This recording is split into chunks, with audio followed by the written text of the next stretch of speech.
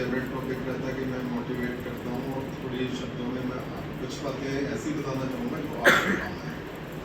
देखिए, जैसे आप सब लोग एस्पिरेंट्स हैं, तो जैसे मैं बहुत जगह जाता हूँ या मेरे पास बच्चे आते हैं पूछने के लिए कि कैसे चीज़ों को करना है, तो मैं सिर्फ आपको एक ही बात बोलूँगा कि पढ़ाई में आप जल्दी नहीं करना। एक ही चीज़ को आप 20-20 बार पढ़ के भी उसमें अटकते हो। उसका कारण ये है कि हम धैर्य से नहीं। अगर आपने यूपीएससी क्लियर करना है तो धैर्य की आदत डालो। एक चीज़ जो आपके लिए इम्पोर्टेंट है, जिसमें से आपको लगता है कि कुछ क्वेश्चन आने वाले हैं, उसमें चाहे कितना ही समय लगे उसको अच्छे से पढ़ना, नहीं तो वही चीज़ आपके सामने बार बार आके अटकेगी। दूसरी बात, इतना बहुत ज़्यादा पढ़ने की बजाय जो भी इम्पोर्टेंट या जो भी रेलिवेंट है, और ये मैं यूपीएससी या कोई भी हो चीज़, उसको प्रॉपर टाइम पे रिवाइज आपने ज़रूर।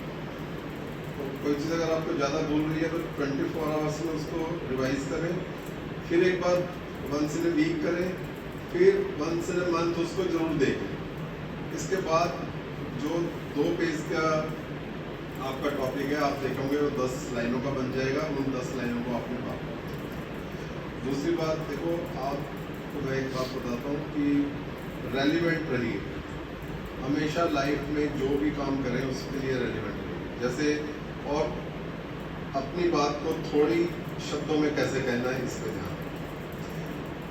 इसके अलावा मैं सिर्फ इतना ही बोलूँगा कि आप जिस भी चीज़ के लिए तैयारी कर रहे हैं वो बहुत ही महान चीज़ है। एक छोटी सी घटना मैं बताऊँगा जिससे कि आपको समझ में आ जाएगा कि जो आप कर रहे हैं, इतनी मेहनत करने के लिए जज्बा आपको मिलेगा इस बात से।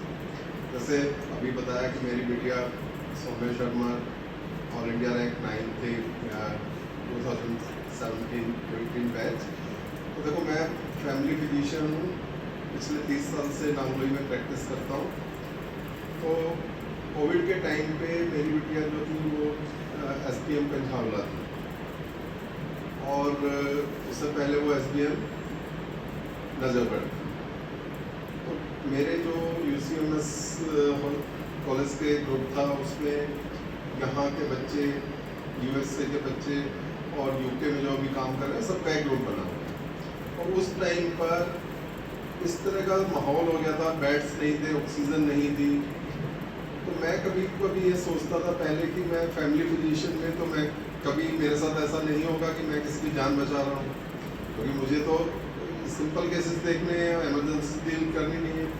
लेकिन कोविड के टाइम पे ऐसा हुआ कि जो लोग अच्छे टाइम में अपने दम पे दिल्ली में कहीं भी 10 बेड भी अरेंज कर दें, उस टाइम पे उनके भी मेरे को फ़ोन आए कि एक बेड या थोड़े ऑक्सीजन दिलवा। और मैं आपको बता दूं, मेरी जो व्हाट्सएप ग्रुप है उसमें कम से कम 25 मैसेज ऐसे होंगे जो लोगों को धन्यवाद। तो आपको ये पता चल जाना चाहिए कि आप कितना महान काम कर रहे हैं। तो वो जो कुछ भी उस समय हुआ वो बिटिया की वजह से। और एक तो ऐसा हुआ था कि मेरे एक मित्र हैं जो कि इधर राम मनोहर लोहिया हॉस्पिटल में ऑर्थोपेडिक के HOD है। उनका मेरे को फ़ोन आया, उनकी मेड की तबीयत इतनी ज़्यादा ख़राब थी और वो अपने सारे पापड़ बेल चुके थे, कहीं भी उनको बेड या ऑक्सीजन नहीं मिल रहा। उन्होंने मुझे फ़ोन किया कि यार अशोक, कहीं से भी एक बेड का अरेंजमेंट करवा दें। मैंने बिटिया को फ़ोन किया। बाई चांस पेशेंट एक हॉस्पिटल के जो CMO थे, उन्होंने बोला कि अगर आधे घंटे में पेशेंट पहुँच गया तो बेड उसको दे देंगे, अदरवाइज हमें दूसरे को देना पड़ेगा। लकीली वो व्यक्ति वहाँ पहुँचा और उसकी जान बची। वो आज तक इस बात का बहुत धन्यवाद। तो इसी बात के साथ मैं अपनी बात को खत्म करूँगा।